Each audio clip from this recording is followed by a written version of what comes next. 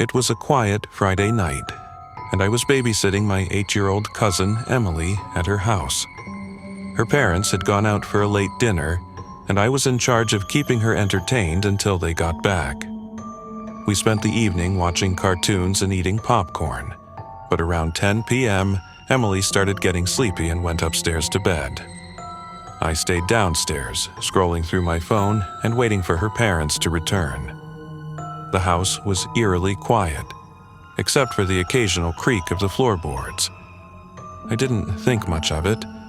Old houses make noises, right? But then, I heard something outside. It was faint at first, like the sound of someone dragging their feet across the gravel driveway. I paused my video and listened closely. The sound stopped for a moment and then it started again, this time louder and more deliberate. I got up from the couch and peeked through the living room curtains.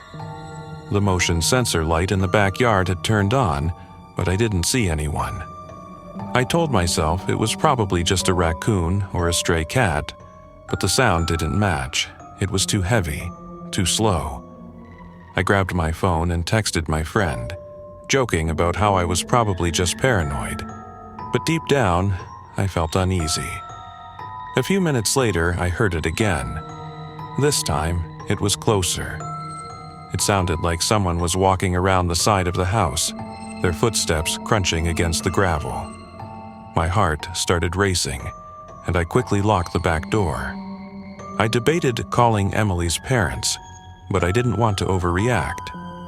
Maybe it was just the wind or my imagination playing tricks on me. Then, I heard a knock. Not on the door, but on the window. It was soft at first, like a tap, but it grew louder and more insistent. I froze, my eyes darting toward the kitchen window. The curtains were drawn, but I could see the silhouette of someone standing outside. They were tall, with broad shoulders, and they were just standing there, not moving. I didn't know what to do.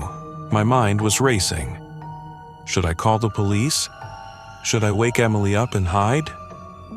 Before I could decide, the knocking stopped, and the silhouette disappeared.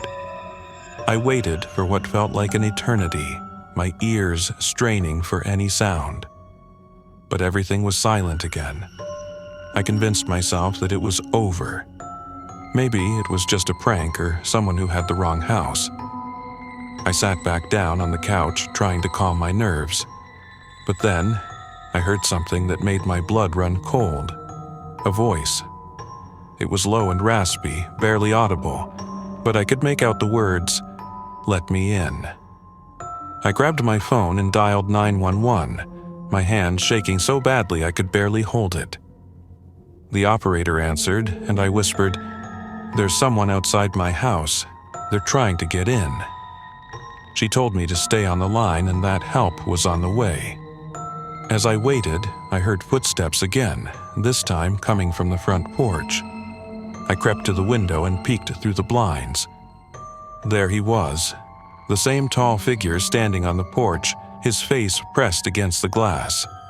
His eyes were wide and unblinking, and his lips were curled into a grotesque smile.